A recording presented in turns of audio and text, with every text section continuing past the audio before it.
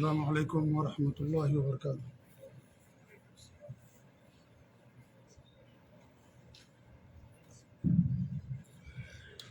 السلام علیکم ورحمۃ اللہ وبرکاتہ۔ الحمدللہ رب العالمین الرحمن الرحیم مالک یوم الدین، واشہد ان لا الہ الا اللہ وحدہ لا شریک لہ، واشہد ان محمدا عبدہ ورسولہ، صلوات اللہ وسلامہ علیہ وعلی آلہ وعلی اصحابہ ومن اہتدی بہدیہ واستنى بسنتہ الی یوم الدین، وبعد۔ معزز و مکرم سامعین و ناظرین، جیسا کہ آپ لوگوں کے اعلان سے معلوم ہوا کہ آپ کی اس مسجد میں ہر پیر کو اللہ کے رسول صلی اللہ علیہ وسلم کی سیرت بیان کی جاتی تھی، لیکن رمضان کی وجہ سے وقتی طور پر اسے بند کر دیا گیا تھا۔ آج سے پھر دوبارہ اس کی شروعات ہو رہی ہے۔ اللہ تعالیٰ سے ہماری دعا ہے کہ اللہ رب العالمین ہمیں نبی اکرم صلی اللہ علیہ وسلم کے نقش قدم پر چلنے کی توفیق عنایت فرمائے۔ اللہ رب العالمین ہمیں آپ کی سنت پر عمل کرنے کی توفیق دے، آمین رب العالمین۔ گزشتہ یا جب درس بند کیا گیا تھا تو ہماری گفتگو ہجرت تک پہنچی تھی، یعنی آپ صلی اللہ علیہ وسلم کی زندگی کا ایک اہم دور جسے مکی دور کہا جاتا ہے، جو نبوت سے مدینہ کی طرف ہجرت کرنے پر مشتمل ہے، وہ دور میں نے آپ لوگوں کے سامنے بڑے اختصار کے ساتھ پیش کیا تھا، کیونکہ اگر ہم تفصیل میں جائیں تو اس کے لیے سال لگ جائیں گے۔ اللہ کے رسول صلی اللہ علیہ وسلم کی سیرت اور آپ کی زندگی کے واقعات سے جو ہمیں درس و عبرت ملتا ہے، ان تمام چیزوں کو اگر بیان کیا جائے تو کافی وقت انسان کے لیے درکار ہوگا۔ جو اہم چیدہ واقعات تھے وہ میں نے آپ لوگوں کے سامنے پیش کیا تھا، اور یہ بات آپ سب لوگوں کو معلوم ہے اور بتائی بھی گئی تھی کہ آپ کی جو دعوت ہے اسے دو ادوار میں تقسیم کیا گیا ہے۔ ایک دور مکی دور کہلاتا ہے، جو نبوت سے لے کر کے ہجرت تک پر مشتمل ہے، اور یہ مدت 13 سال کی ہے۔ دوسرا جو دور ہے جو مدنی دور کہلاتا ہے، یہ ہجرت کے بعد سے لے کر کے مدینے میں جب آپ نے قیام فرمایا اس کے بعد سے لے کر کے آپ کی وفات تک جو دور ہے، جو زندگی ہے، اسے مدنی دور کہا جاتا ہے۔ قبل اس کے کہ مدنی دور کے واقعات میں آپ لوگوں کے سامنے بیان کروں، چونکہ ہجرت آپ کی زندگی کا بہت اہم واقعہ ہے اور یہ عبرت و نصیحت کا خزانہ ہے۔ اسی لیے جب ہماری اسلامی تاریخ کی بنیاد ڈالی گئی صحابہ کے دور میں، تو صحابہ کرام نے آپ صلی اللہ علیہ وسلم کی زندگی کے واقعات میں سے صرف ہجرت کو منتخب کیا اور اسے اسلامی تاریخ کی بنیاد قرار دیا۔ نہ آپ کی ولادت، نہ آپ کی نبوت، نہ غزوہ بدر، نہ فتح مکہ، اور نہ ہی اور دیگر واقعات جو آپ کی زندگی میں پیش آئے اس کو بنیاد نہیں بنایا۔ کس چیز کو بنیاد بنایا؟ آپ کی ہجرت کو بنیاد بنایا۔ اس لیے جو ہمارا اسلامی سال ہے ہجری سال کہلاتا ہے، کیونکہ ہجرت ہی کی وجہ سے اللہ رب العالمین نے اسلام کو پوری دنیا کے اندر غالب کیا۔ وہ اسلام جو مکہ کے اندر یا جس کے ماننے والے مقہور تھے، اس کا نام لینا جرم تھا، چھپ چھپ کر کے دعوتیں دی جاتی تھیں، بہت کم لوگوں نے اسلام قبول کیا۔ جب وہی اسلام مکہ سے نکل کر کے مدینہ پہنچتا ہے تو اللہ رب العالمین نے اور پھر آپ صلی اللہ علیہ وسلم کی محنت اور آپ کے صحابہ کرام کی محنتوں اور کوششوں کے نتیجے میں اللہ نے پوری دنیا کے اندر اسے غالب کیا۔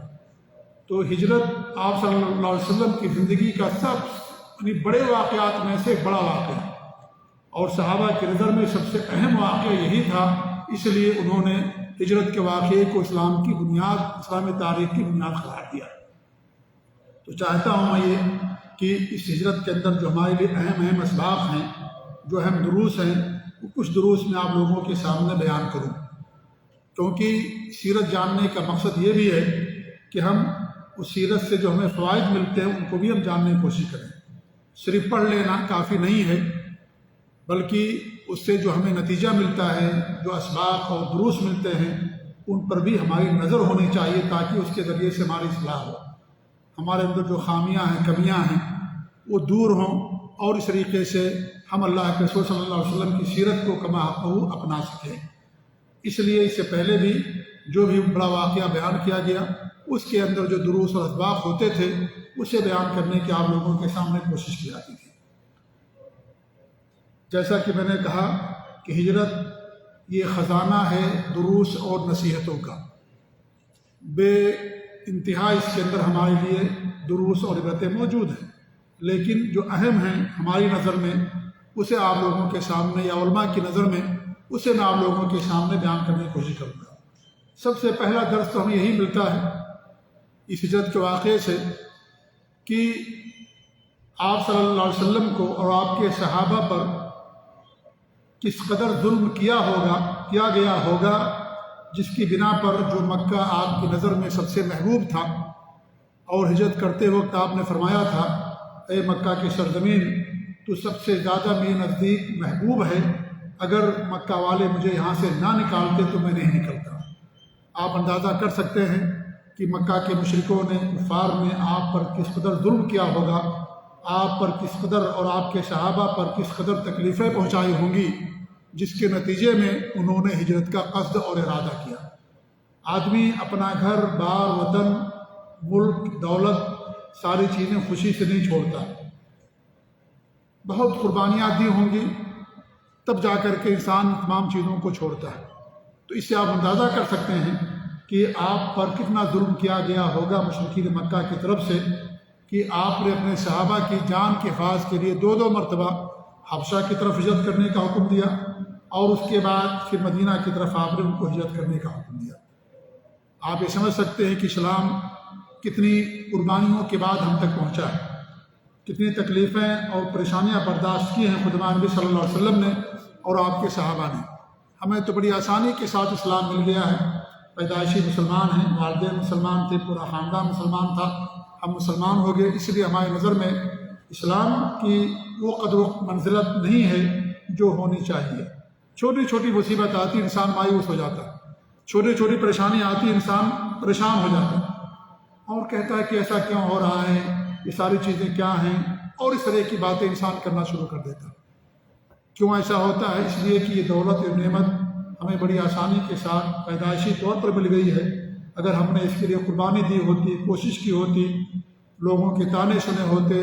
یا ہمیں قتل کی سازش کی گئی ہوتی، یا ہمیں دربدر کیا گیا ہوتا، یا ہم پر اور ظلم کیا گیا ہوتا، تب انسان کو سمجھ آتا کہ دین اسلام کتنی عظیم ترین نعمت ہے۔ تو پہلا درس تو ہمیں یہی ملتا ہے کہ مکہ کے مشرکین نے ہمارے نبی صلی اللہ علیہ وسلم پر اور آپ کے صحابہ پر کس قدر ظلم کیا ہوگا ان لوگوں نے،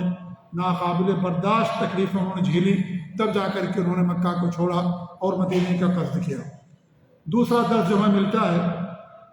وہ توکل کا حقیقی معنی اور مفہوم اس سے ہمیں سمجھ آتا ہے۔ توکل کا مطلب ہوتا ہے اعتماد اور بھروسہ، اور توکل کا صحیح مطلب یہ ہے کہ انسان اسباب اختیار کر کے نتیجہ اللہ کی ذات پر چھوڑے اور اسباب کو صرف ذریعہ سمجھے، اسے توکل کہا جاتا ہے۔ اسباب اختیار نہ کرنا یہ توکل نہیں ہے، بلکہ اللہ رب العالمین کی حکمتوں کی نفی کرنا ہے، اور دنیا کو اللہ رب العالمین نے اسباب پر بنایا ہے، اور اللہ تعالیٰ کی سنت یہی ہے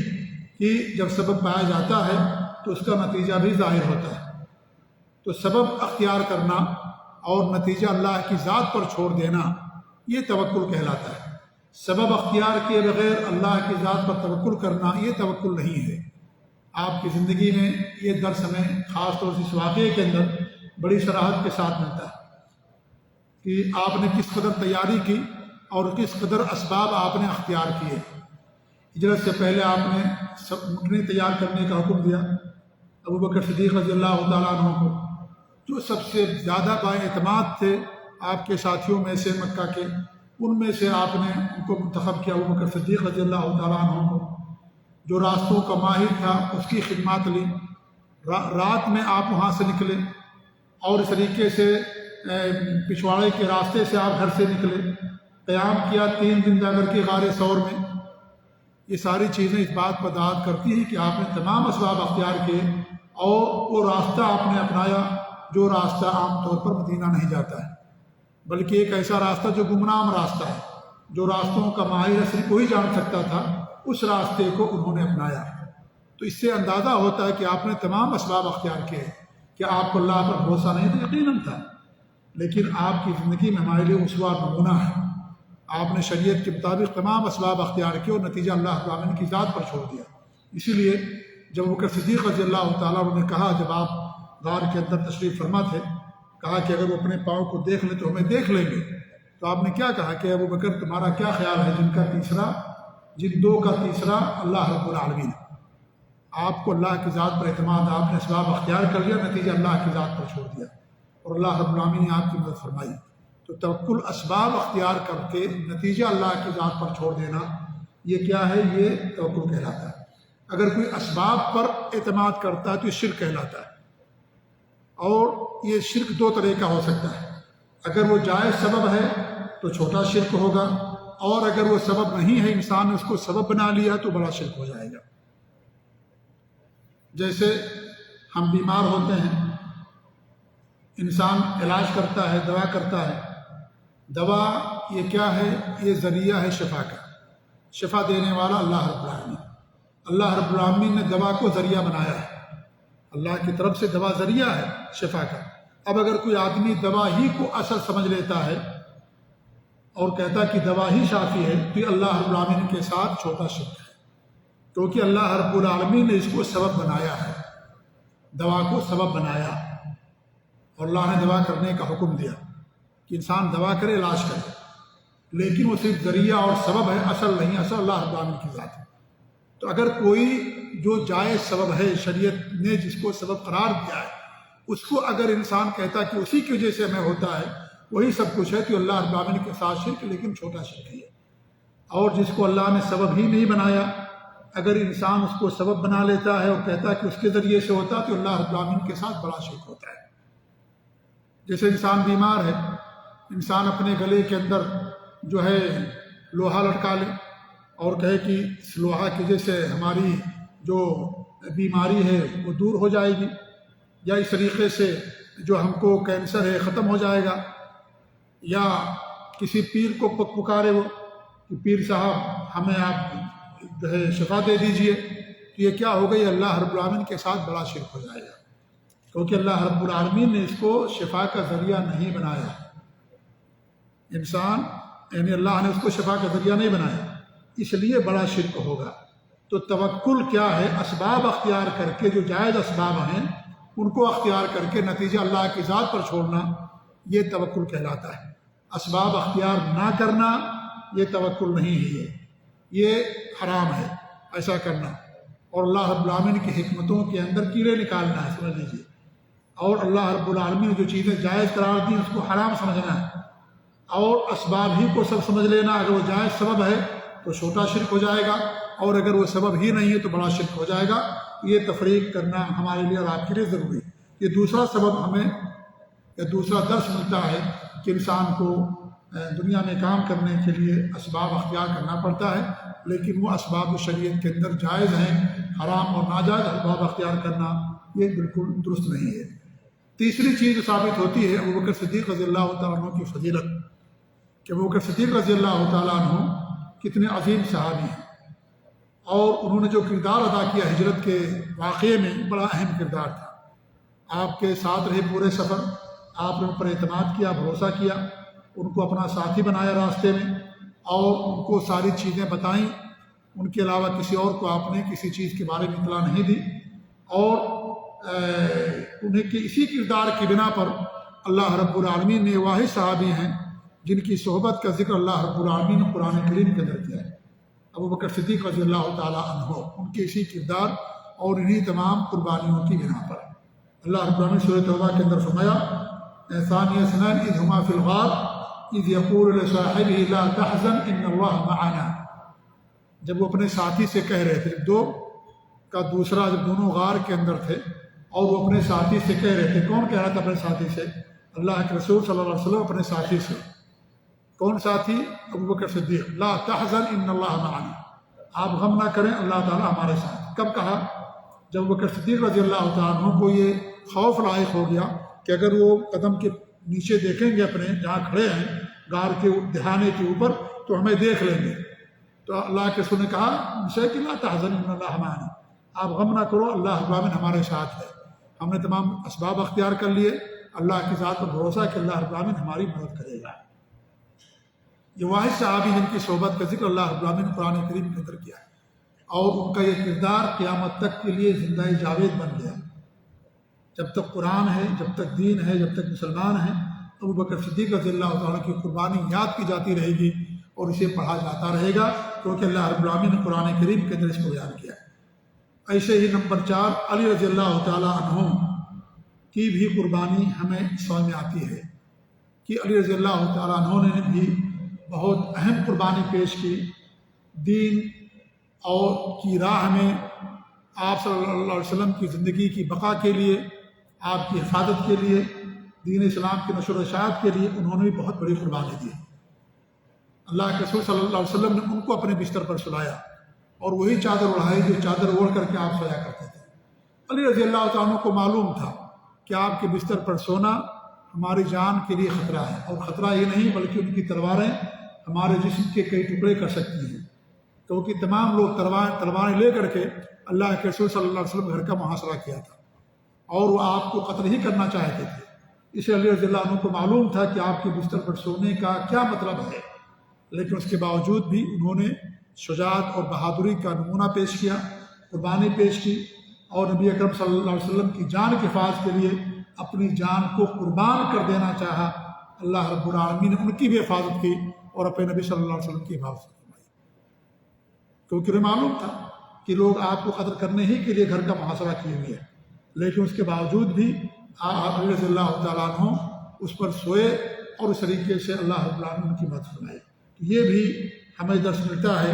کہ دین اسلام کے لیے جب تک انسان خطرہ نہیں مول لے گا، جب تک انسان قربانی نہیں دے گا، اس وقت تک دین اسلام کی نشر و اشاعت، دعوت اللہ کی نشر و اشاعت نہیں ہو سکتی ہے۔ ایسی آپ دیکھیں چوتھا جو درس ہمیں یا پانچواں جو درس ملتا ہے وہ یہ ہے کہ عبداللہ بن ابو بکر رضی اللہ تعالیٰ عنہ کا رول، یہ نوجوان تھے، ابو بکر صدیق کے صاحبزادے تھے، اور ان کی جو ذمہ داری تھی وہ یہ تھی کہ دن بھر جو مکہ کے مشرکین ہمارے خلاف سازش کرتے ہیں، جو پلاننگ کرتے ہیں، دن بھر تم مکے میں رہنا اور رات میں آ کر کے ہمارے پاس تم ان تمام چیزوں کی اطلاع کر دینا، یہ ان کی ذمہ داری تھی۔ بڑی سوجھ بوجھ کے نوجوان تھے عبداللہ بن ابو بکر رضی اللہ تعالیٰ عنہ، اور انہوں نے اپنی ذمہ داری ادا کی۔ اس سے سمجھ میں آتا ہے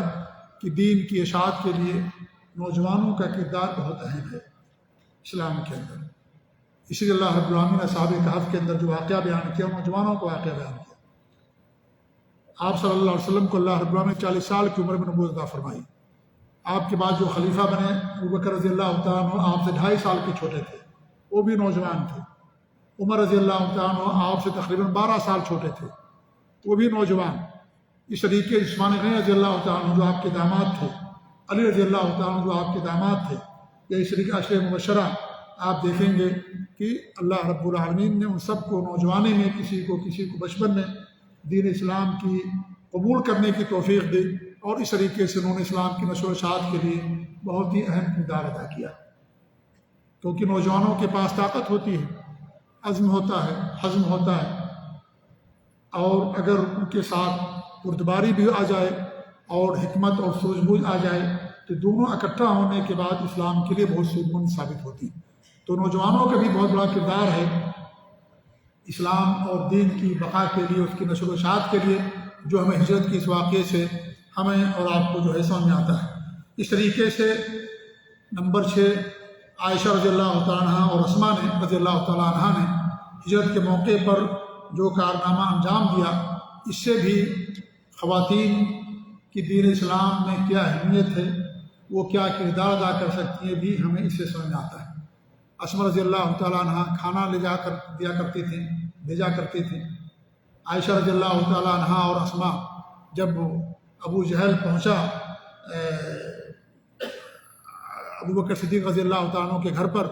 اور اللہ کے رسول صلی اللہ علیہ وسلم کے بارے میں پوچھا تو انہوں نے کہا کہ ہمیں ان کے بارے میں کچھ نہیں معلوم، اور اس نے زور سے تھپڑ مارا کہ بتایا جاتا ہے کہ حضرت اسماء کی جو بالی تھی، کان کی بالی بھی گر گئی، لیکن انہوں نے راز نہیں بتایا۔ اور اس طریقے سے کھانا چیک کیا ہجرت میں نکلنے سے پہلے، اور بھی جو خبریں ہوتی تھیں کو ملتی تھی خواتین کے ذریعے سے، وہ عبداللہ اور ان کے بھائی تھے ان کو بتاتے تھے، اور وہ جا کر کے اللہ کے رسول صلی اللہ علیہ وسلم کو بتایا کرتے تھے۔ تو عورتوں کا بھی، خواتین کا بھی بہت بڑا کردار ہے دین اسلام کی نشر و اشاعت کے لیے۔ خواتین جو ہوتی ہیں ان کا دل نرم ہوتا ہے، اور اس طریقے سے پاکیزگی ہوتی ہے، اور اگر وہ کسی چیز کو صحیح سمجھ لیتی ہیں تو اس کے لیے جان بھی دے سکتی ہیں، اور ساتھ ہی ساتھ اس کو حاصل کرنے کی حتی الامکان کوشش کرتی ہیں، اور جب وہ حاصل کر لیتی ہیں تو اپنے شوہر کو، والدین کو، بھائی بہن کو، اولاد کو، سب کو اس چیز کی تعلیم دیتی ہیں۔ اسی لیے ایک بچی کی تعلیم پورے نسل کی تعلیم ہوتی ہے، اور کیونکہ جو مرد ہوتا ہے وہ دن بھر ڈیوٹی پر،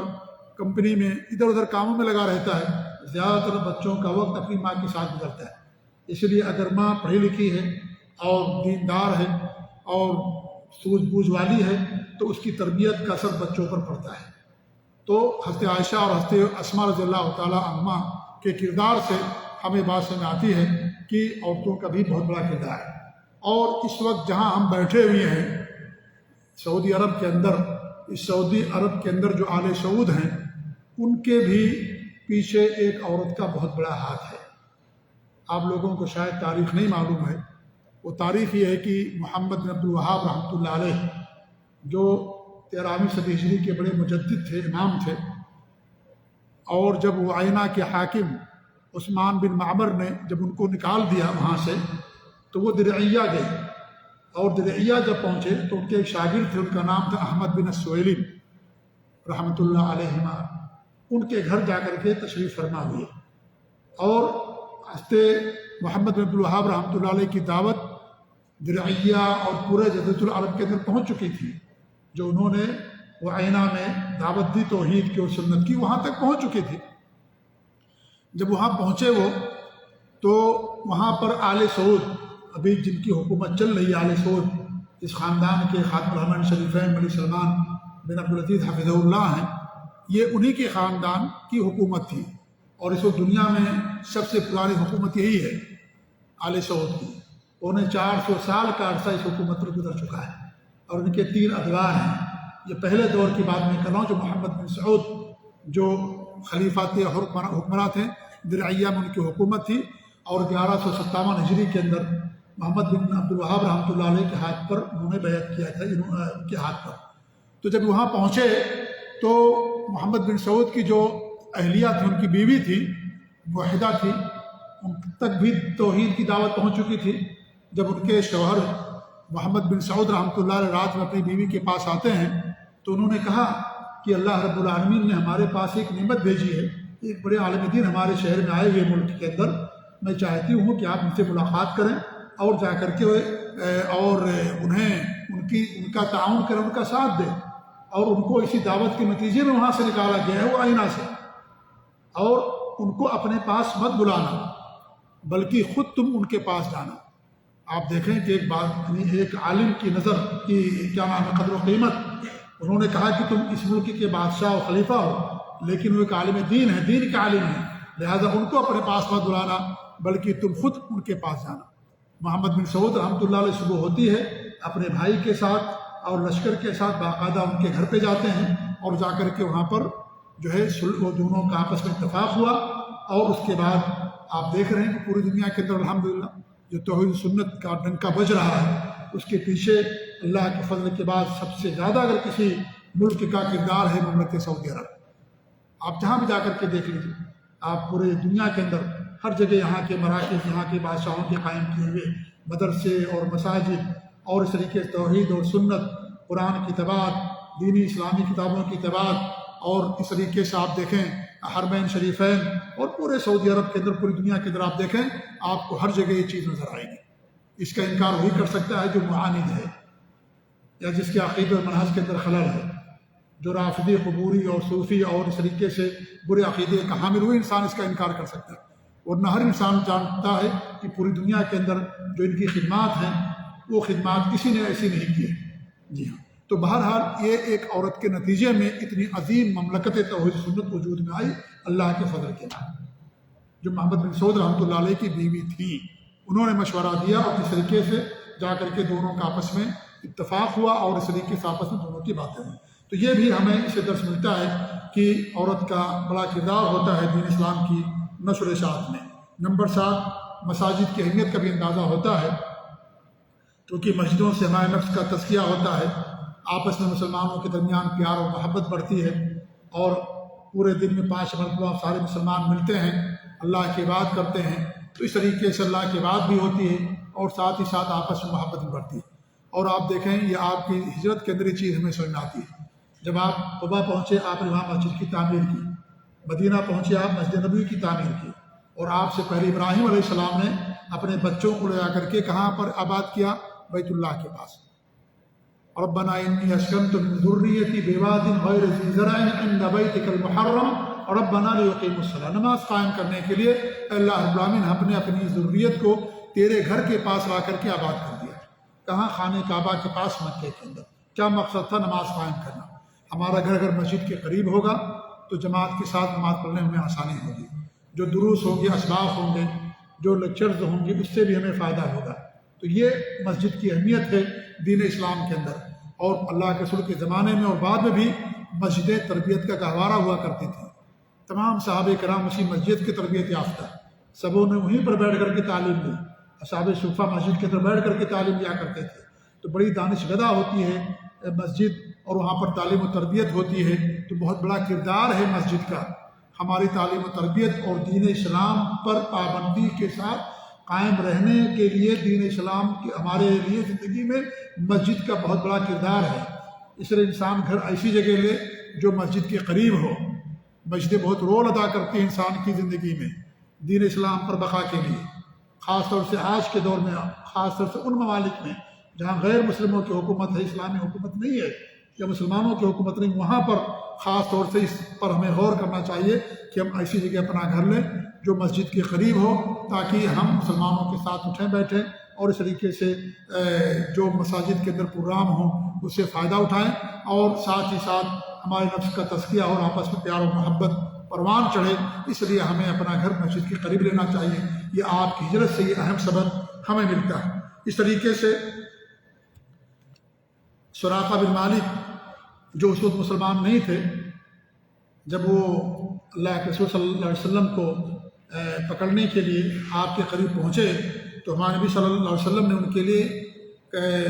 کسرا کے کنگن کی پیشین گوئی کی تھی، اور یہ معجزہ تھا ہمارے نبی صلی اللہ علیہ وسلم کے لیے، اور آپ کی نبوت کی سچی دلیل تھی کہ ایک شخص جو اپنی قوم سے بھاگا ہوا ہے اور جسے کہیں امان نہ مل رہی ہو، وہ ایران کے فتح اور کسرا کے کنگن کے خواب نہیں دیکھ سکتا الا یہ کہ وہ نبی اور رسول ہے۔ تو ہمارے نبی صلی اللہ علیہ وسلم نے باقاعدہ بشارت سنائی ان کو کہ سراقہ کیا ہوگا اس وقت جب تمہارے ہاتھ میں کسرا کے کنگن ہوں گے، اور یہ آپ کی پیشین گوئی عمر رضی اللہ عنہ کے دور خلافت میں مکمل ہوئی، جب ایران کو فتح کیا گیا، اور جو کسرا تھا وہاں کا جو بڑا بادشاہ تھا اس کے باقاعدہ کنگن آئے، اور ابو عمر رضی اللہ عنہ نے سراقہ بن مالک رضی اللہ تعالیٰ عنہ کو بلا کر کے سب لوگوں کے سامنے کنگن ان کے حوالے کیا۔ تو یہ بھی درس ہمیں ملتا ہے کہ یہ جو معجزہ ہمارے نبی کے لیے پیش ہوا اور آپ نے جو پیشین گوئی کی، یہ آپ کی نبوت کی سچی دلیل تھی۔ ایسے ہی نمبر 10 آپ دیکھیں کہ یہ بھی ہمیں درس ملتا ہے کہ اگر غیر مسلم معمون ہے، آپ اس پر اعتماد کر سکتے ہیں تو اس کی انسان خدمات لے سکتا ہے۔ ایسا غیر مسلم جو نقصان پہنچانے والا نہ ہو، امانت دار ہو، اور آپ اس پر اعتماد کر سکتے ہوں کہ وہ رازدار ہے، وہ آپ کے راز کو لوگوں کے سامنے بیان نہیں کرے گا، تو آپ اس سے مدد لے سکتے ہیں۔ ہمارے نبی صلی اللہ علیہ وسلم نے ہجرت کے موقع پر ان سے باقاعدہ مدد لی۔ عبداللہ بن مريقط یا عبداللہ بن اريقط، دو نام اس کے بتائے گئے ہیں، یا دونوں طرح سے لکھا گیا ہے، تو وہ اس سے آپ نے باقاعدہ خدمات لی، مسلمان نہیں ہوا تھا۔ جی ہاں، تو اس سے سمجھ میں آتا ہے کہ انسان غیر مسلم سے بھی اگر معمون ہے تو اس سے مدد لے سکتا ہے۔ ایسے ہی نمبر 11 سمجھ لیجیے، بہت سارے اسباق ہیں۔ ایک اہم سبق جو ہمیں سمجھ میں آتا وہ یہ ہے کہ مکہ کے جو کفار تھے ہمارے نبی صلی اللہ علیہ وسلم سے جانی دشمنی تھی، آپ کی جان کے در پہ تھے، مکہ چھوڑنے پر مجبور کر دیا، ان تمام دشمنیوں کے باوجود بھی وہ اپنی ساری امانتیں نبی اکرم صلی اللہ علیہ وسلم کے پاس ہی رکھتے تھے۔ اس سے معلوم ہوتا ہے کہ ایک داعی کو، ایک عالم دین کو، ہر ایک کو بطور خاص جو عالم ہو، داعی ہو، دین کی طرف دعوت دینے والا ہو، اس کو سچا اور امانت دار ہونا چاہیے۔ اور یہ بہت اہم خوبی ہے سچائی اور امانت داری کی۔ اللہ رب العالمین نے وہ سارے نبیوں کے بارے میں بیان کیا، تمام انبیاء صادق اور امین تھے۔ ہمارے نبی صلی اللہ علیہ وسلم کا لقب ہی صادق اور امین تھا، مکہ کے مشرکین لقب ہی دے رکھا تھا یہ۔ تو اسے سمجھ میں آتا ہے کہ دین کی دعوت کے لیے اور اس کی نشر و اشاعت کے لیے اور اس سے لوگوں میں عام کرنے کے لیے جس وصف کی بہت زیادہ ضرورت ہے وہ داعی کا سچا ہونا اور امانت دار ہونا۔ یہ بہت اہم خوبی ہے جس کے اندر یہ چیز ہوتی ہے، لوگ اس کی دعوت کو، اس کی باتوں کو قبول کرتے ہیں، اور اگر انسان جھوٹا ہے، امانت دار نہیں ہے تو اس کی دعوت مؤثر نہیں ہوتی ہے اور اس کی دعوت میں کامیابی کے امکان بہت ہی کم ہوتے ہیں۔ ایک اور درس سمجھ میں آتا ہے، اسی پر میں بات میں ختم کر دوں گا، بہت سارے دروس ہیں، وہ یہ ہے کہ ضرورت کے تحت انسان کیا نام ہے اصطلاح کوئی نئی استعمال کر سکتا ہے یا لقب انسان استعمال کر سکتا ہے۔ آپ دیکھیں جب اللہ کے رسول صلی اللہ علیہ وسلم مکے کے اندر تھے تو صحابہ کی اصطلاح تھی، صحابہ۔ جب آپ مکہ چھوڑ کر کے مدینہ آئے تو دو اصطلاح پر بنی، ایک مہاجرین کی اور ایک انصار کی، ہے کہ نہیں؟ مکہ کے اندر اصطلاح نہیں تھی۔ کہاں اصطلاح بنی ہے؟ مدینہ کے اندر، کیونکہ اب صحابہ میں سے دو طرح کے لوگ ہو گئے، ایک تو وہ جو مکے کے اندر تھے یا مکہ کے علاوہ دوسرے شہروں میں تھے، جو اپنا گھر بار چھوڑ کر کے مدینہ آئے، جنہیں مہاجر کہا جاتا ہے، اور دوسرے وہ جو مدینہ کے اندر تھے جن کو انصار کہا جاتا ہے۔ یہ اصطلاح مکے کے اندر نہیں تھی، مدینہ کے اندر اصطلاح بنی، مہاجرین اور انصار کی۔ وہ سب مسلمان تھے، اللہ نے ہمارا نام مسلمان رکھا ہے، وہ بھی مسلمان تھے، لیکن ایک اصطلاح یہ قائم ہوئی۔ غزوہ بدر واقع ہوا، بدری صحابہ کی اصطلاح قائم ہوئی، جنہوں نے بدر کے اندر شرکت کی ان کو بدری صحابہ کہا جاتا تھا۔ تو یہ جو القاب ہیں یہ ضرورت کی پیداوار ہیں، لہذا انسان اپنی شناخت کے لیے القاب کو استعمال کر سکتا ہے۔ جیسے ہم کہتے ہیں ہم سلفی ہیں، اہل حدیث ہیں، بہت سارے لوگ اعتراض کرتے ہیں کہ سلفی کیوں کہتے ہیں، اہل حدیث کیوں کہتے ہو؟ آپ تو مسلمان، اللہ نے ہم کو مسلمان بنایا، یقیناً مسلمان بنایا، لیکن کیا سلفی اور اہل حدیث مسلمانوں میں سے نہیں ہیں؟ کیا انصار اور مہاجرین انصار اور مسلمانوں میں سے نہیں تھے؟ کیا بدری صحابہ مسلمانوں میں سے نہیں تھے؟ اسی میں سے تھے، لیکن ایک نمایاں وصف، اس لیے یہ اصطلاح استعمال کی گئی، القاب استعمال کیا گیا۔ تو جب مسلمان کے نام پر ایسے لوگ بھی ہیں جو شرک کرتے ہیں، روافض ہیں، خوارج ہیں، اور اس طریقے سے صحابہ کے دشمن ہیں، اور شرک کرنے والے، کفر کرنے والے سب اپنے آپ کو مسلمان کہتے ہیں، تو پھر آخر تمیز ہونی چاہیے کہ آپ کون سے آخر مسلمان ہیں۔ اسی لیے پہلے اس کی اصطلاح نہیں تھی، ضرورت کے تحت یہ اصطلاح قائم ہوئی، اور جب ضرورت نہیں رہے گی اصطلاح ختم ہو جائے گی۔ حضرت امام مہدی کے زمانے میں سارے کے سارے لوگ توحید اور سنت پر ہوں گے، وہاں کوئی شرک کرنے والا نہیں ہوگا، اس لیے وہاں پر اصطلاح ختم ہو جائے گی، وہاں پر اس کی اصطلاح کی ضرورت باقی نہیں رہے گی۔ آج ہمیں ضرورت ہے کہ ہم تمیز کر سکیں کہ کون سچا مسلمان ہے، کون سچا مسلمان نہیں ہے، اس لیے اصطلاح ہے یہ۔ لہذا یہ جو القاب ہیں، یہ القاب ایک انسان کو دوسرے انسان سے کیا کرتے ہیں، ممتاز کرتی ہیں اور اس سے پہچان ہوتی ہے، لہذا اس کو کرنے میں کوئی حرج کی بات نہیں، انسان استعمال کر سکتا ہے جہاں ضرورت پڑتی ہے۔ اہل سنت والجماعت کی اصطلاح آئی، جو ہے اور اہل عصر کی اصطلاح آئی، اور بہت ساری اصطلاحات آتی گئی۔ تو جو اصطلاح یا القاب ہیں یہ ضرورت کی پیداوار ہوتے ہیں، لہذا ضرورت کے تحت اس کو جب ضرورت ہو تو انسان اس کو استعمال کر سکتا ہے، اور کرتے ہیں لوگ، بہت سارے لوگ اپنا لقب رکھتے ہیں، لیکن ان کو کوئی نہیں کہتا کہ بھی آپ نے یہ لقب کیوں رکھا ہے۔ لیکن جب کوئی کہتا میں سلفی ہوں، کوئی کہتا میں اہل حدیث ہوں، تو آپ کہتے ہیں بھی آپ نے یہ لقب کیوں اختیار کر لیا جب اللہ نے آپ کو مسلمان بنایا۔ لیکن جب وہی اپنے آپ کو قادری لکھتا ہے، اپنے آپ کو سہروردی لکھتا ہے، اپنے آپ کو چشتی لکھتا ہے، اپنے آپ کو جو ہے اور کوئی لقب استعمال کرتا ہے، تو ایسی صورت میں کوئی نہیں کہتا بھی آپ نے کو اللہ نے مسلمان بنایا، آپ یہ لقب کیوں استعمال کرتے ہو، کوئی نہیں کہتا ان کو، سارے لوگ وہ استعمال کرتے ہیں القاب کو، ہے کہ نہیں ہے۔ لیکن جب کوئی سلفی کہتا آپ سلفی کیوں لکھتے بھائی، اب تو اللہ نے ہمیں مسلمان بنایا، کافی ہمارے لیے، یہ کافی جب تھا تو ہمارے پاس کوئی اصطلاح نہیں تھی، آج کافی نہیں ہے۔ آج مسلمان تو جو قبر پر جا کے سجدہ کرتا ہے، جو صحابہ کرام کو دن رات گالیاں دیتے ہیں، صحابہ کرام کو کافر کہتے ہیں، حضرت عائشہ کو زانیہ کہتے ہیں، اور اس طریقے سے جو صحابہ کے قاتل ہیں اور